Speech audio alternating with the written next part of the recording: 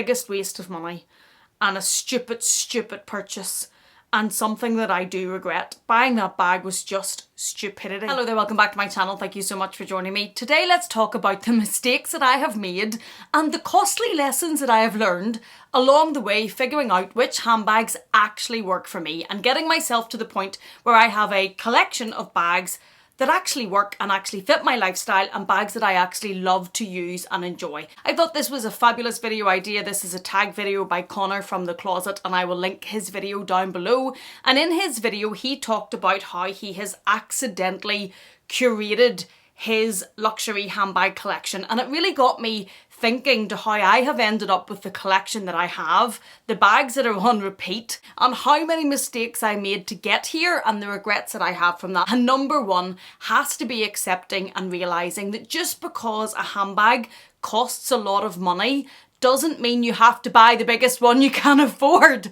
It doesn't mean that you have to buy what in your mind, in my mind, if I stop deflecting even in my language, in my mind, I felt I had to buy a proper handbag, and that was normally a large handbag, a bigger handbag that looked like a proper handbag. It's also one of the bags I never use. It's also one of the bags that I have learnt the hard way along the way that don't work for me and don't fit my lifestyle, and they became very, very expensive ornaments on my shelf. But this is not, hi, my name is Amelia, welcome to Decor by Louis Vuitton. I would have bought handbags that looked amazing and they never were used, ever. And it's because I thought you had to buy big handbags to justify the price point, to make the price point make sense in my mind. Now, I don't come from a background of having money, and I probably struggled with that making sense of how much these bags cost, maybe more than some other people would have, but I definitely thought I had to buy the biggest bag, and I have got rid of those bags over the years. So to curate my collection to what it is now, I had to get rid of the Speedy B25, which isn't a huge bag but was too big and bulky for me. I had the Brea in the large size. I had the Brea in the small size. Didn't make that mistake once, made it twice. And not only are they large bags, they're quite structured bags. They're beautiful bags, but they just didn't work for me. And they have all left my collection, and I've curated them out because they just didn't work. And that was a lesson and a mistake that I made a few times before I actually caught on to number two. And number two is realising that it is okay to buy what you love, even if it's at the luxury price, and in your mind, you're willing to spend that price on the bag and you've accepted that price for the bag, but in your mind you're thinking it can't be that bag because that bag's small. You can't spend £3,500 on a small bag because that's madness, basically. And if you're buying a bag the size of, say, this one, for example, which is the Chanel Coco Crush, a bit similar to the mini reissue, which is around about £4,000.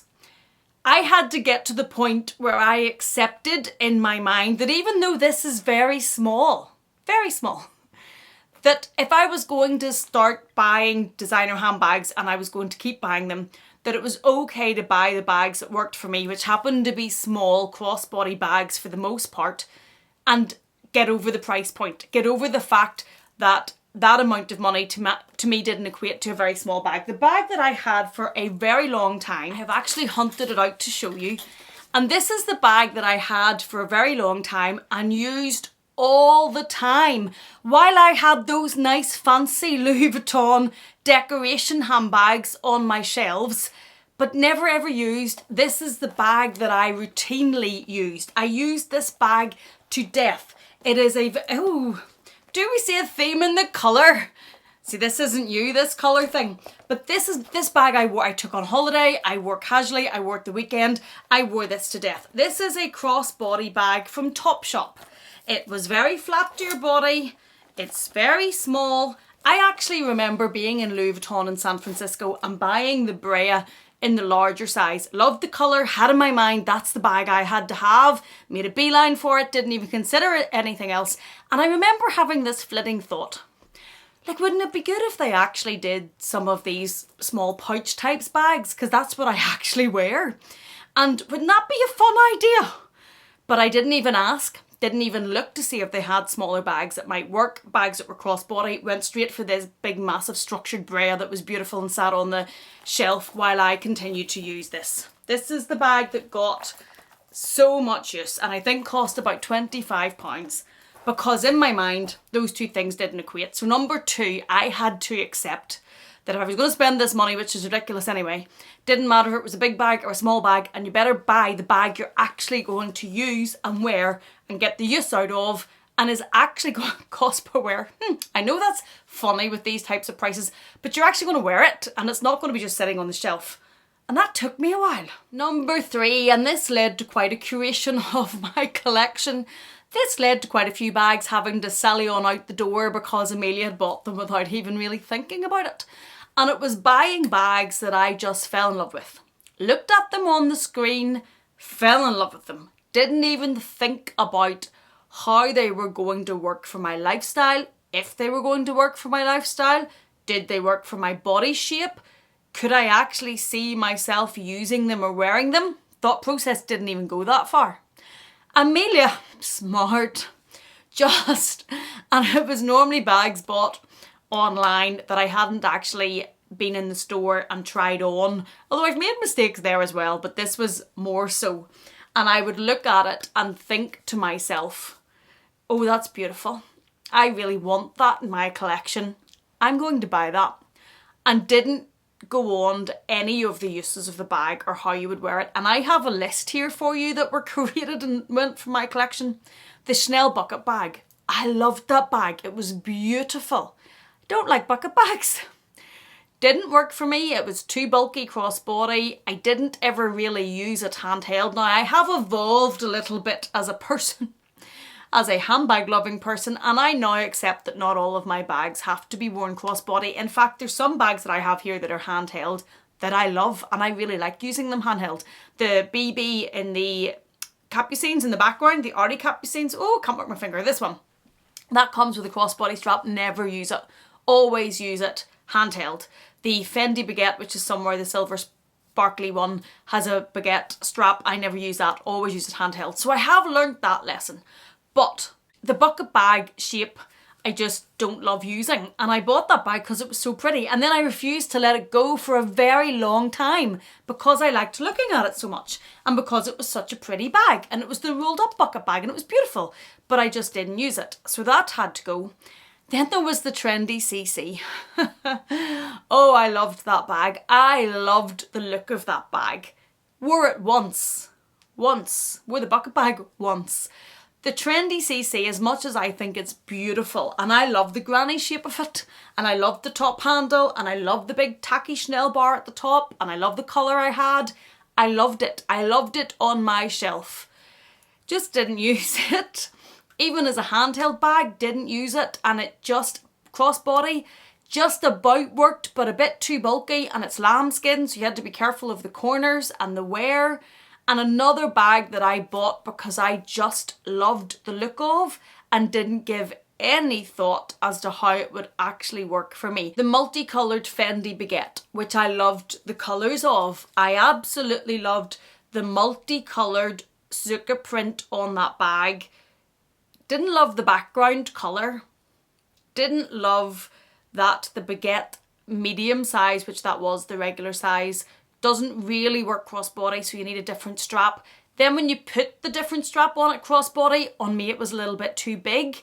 So I looked at that bag and saw that multicolour, the multicolour embroidered Zucca print, and that was it. Bought that bag because I loved that multicolour look and didn't even think about how I was going to wear it. Didn't think about the fact I didn't like the background colour. Didn't think about the fact that the strap didn't work. Didn't think about the fact if I put a different strap on it was too wide in my opinion.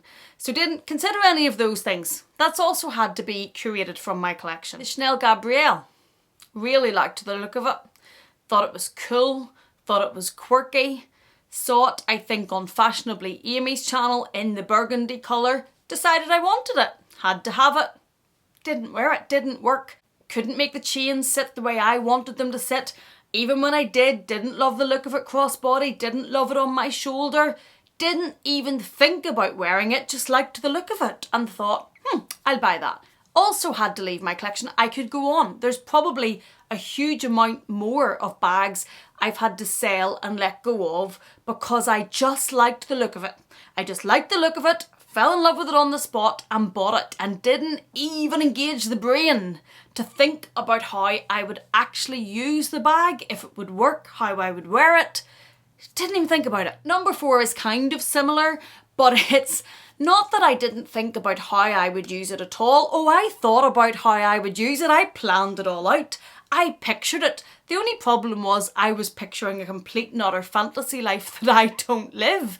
I was picturing the version of me who has won the lottery, whose children must either have been grown up and at university, for example, but I'm still the same age that I am.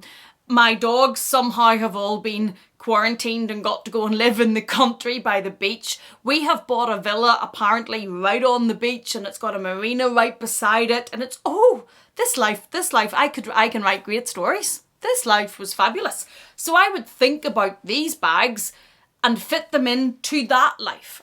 I wouldn't think about my actual life. I wouldn't think about the 2 young boys that are my children. I wouldn't think about the 4 dogs that are my other children. I wouldn't think about the fact that I own and run a business here. I wouldn't think about the fact that I still work in that business 9 to 5. I wouldn't think about the fact that I go away to the sun for a beach type, sun type holiday once a year without my children, maybe twice. But most of our holidays to the sun, to the beach, to the pool have our children. So that limits the types of bags you can use, because when I get to go to the pool with my children, who I love dearly, before I say this, I'm not wearing the latest couture.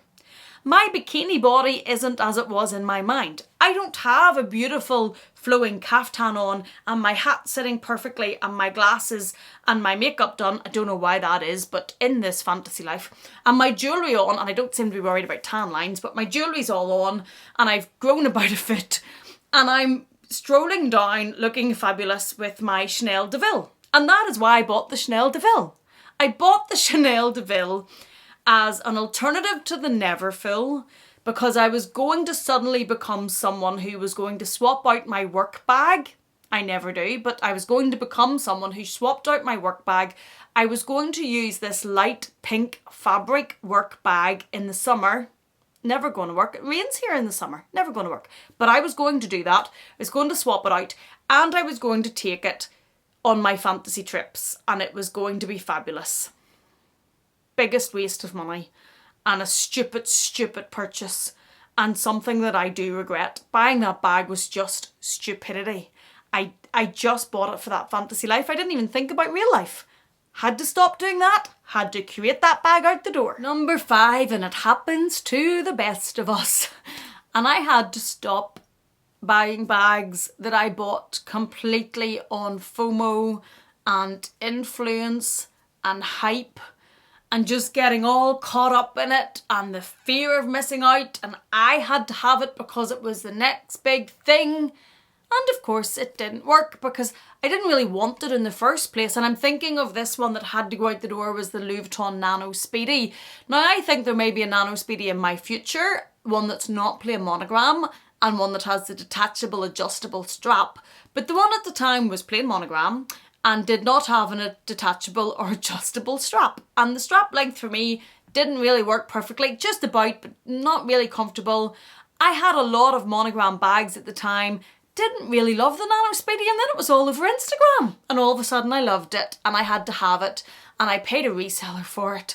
I lost so much money on that bag and it was completely and utterly getting caught up in the FOMO and the influence and the hype, and then that also had to be cut down and moved out of my collection to get to the point of having a collection that's curated to me, to work for me. Number 6 is also realising that there are certain bags in my life that I don't need alternatives to. I don't. And this big example is the Neverfull. I don't need an alternative to the Neverfull. Circle back to when we talked about the DeVille. Never used it, didn't need the alternative. I also don't need multiple alternatives of monogram crossbody bags. At one point I had the Palm Springs Mini, I had the multi-pochette accessoire, and I had the Nano Speedy. I had all three of those, and they did, in my collection and in my life, basically the exact same thing. Same thing. So obviously, like anything in life, there's one you go to all the time, or most of the time, and I don't need, there are certain bags I just don't need alternatives to, because if it's not broke, don't fix it, and I sound like my mother. But the first version I had, the Neverfull, for example, it was perfect. I didn't need an alternative. Stop buying bags just to think of things and have, oh, I give up myself sometimes. But those as well, I now have the multi-pochette accessoire, but the Nano Speedy and the Palm Springs Mini both had to go. And number 7, when you are in the store trying on the bag that you absolutely love, if there is any smidgen of a niggle of a doubt in your gut feeling that's screaming at you, don't think that's quite right, don't think that's quite right, don't do it. Don't buy the bag. Don't ignore the screaming niggle of the doubt from your gut feeling, because normally your gut feeling's pretty spot on. And I'm thinking of my Chanel boy bag, which also had to leave my collection. I remember seeing this in London. It was such a big moment to pay for this, to buy this bag. My husband and I were there. I was like the cat that got the cream, walking about with my Chanel carrier bag. I absolutely loved it. Saw the bag across the way, loved the bag. It was dark grey, burgundy around it, had a top handle. Absolutely loved it until I tried it on. And I still remember to this day trying it on in the store, putting it on crossbody and saying to the sales assistant, do you not think it's a little bit too short? Oh no, it's perfect, ma'am. It's perfect. Do you not think it's a little bit too short? No, it's perfect. And I bought it. I listened, and I could hear it in my gut was telling me it's too short. But I loved the look of it, and I was being told it was perfect. And instead of listening to myself and listening to my gut feeling, I bought it.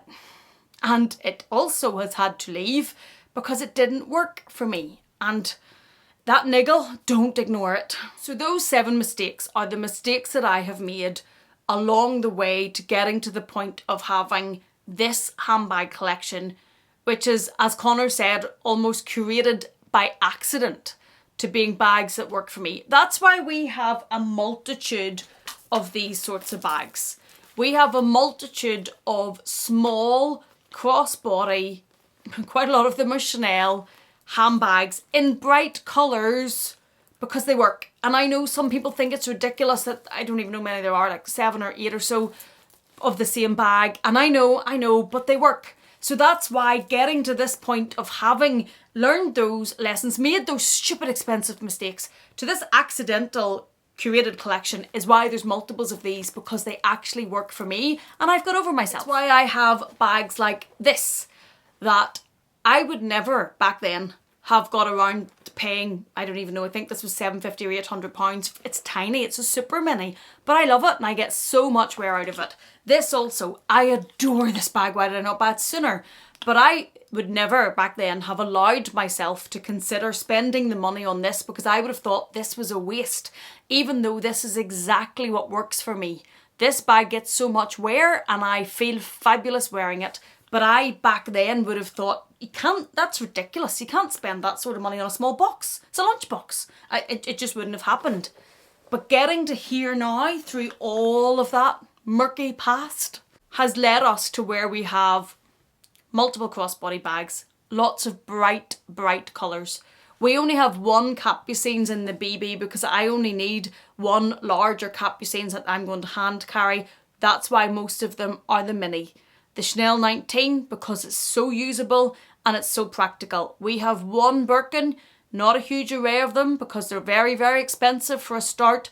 We got it right, we got the colour we wanted, we got the hardware, we got the size, so as I didn't make the mistake of thinking that you needed to buy black, or you needed to buy grey, or the neutral that worked. No, if I'm going to spend that sort of money, that's why we have the bright pink Birkin. That's why we have the saddlebags. People think the saddlebags look like kidney beans and they're ridiculous, and why are you buying them? That's why we have a bright yellow over here and a burgundy in front of me, because I've learned what works for me. Of course, I'm still going to make mistakes. There are some bags that you will not know that do or don't work for you until you get them home and it's almost too late. Until you start trying to use them, you won't know. And then you can still make a mistake. Even though you've learnt all these lessons, things still happen. And I live with that. But at least they are now greatly reduced. And most of the bags that are in my collection or coming into my collection are bags that were going to work for me. Some people think it's madness to buy the amount of bright pink bags that I have. And lots of them are the similar colour. There's, I don't even know, 6 or 7 that are very similar shade, but they work for me. And it's like people having lots of black bags. That wouldn't work for me. I've learnt along the way, that's another lesson I've learned. Don't buy colours because you think you've got too many pinks, you need to buy a different colour. Pink works. I wear it. I love it. When I try buying other colours, the bright green Fendi lasted about a week, and we talked a lot about that because it just wasn't a colour that I loved enough to keep at that price. So that has been a very joyous walk down memory lane. Thanks, Connor. Fabulous tag though, and I think a really good video idea for people that are maybe looking to buy more handbags or are starting, or just wondering why there's 25 pink bags in here or why they're all Chanel crossbody minis. Hopefully that makes a bit more sense to you now. If this has been helpful for you in any way, please do consider giving it a thumbs up. If you haven't yet, please do consider subscribing. And if you're not done with me yet, I'm going to leave another video for you on the screen to enjoy. If you have a YouTube channel, I would love to hear your take on Connor's tag. I think this is so useful to stop us all making expensive mistakes. Thank you so much for watching me. Thank you for being here. Please take care, and I will see you again in the next one.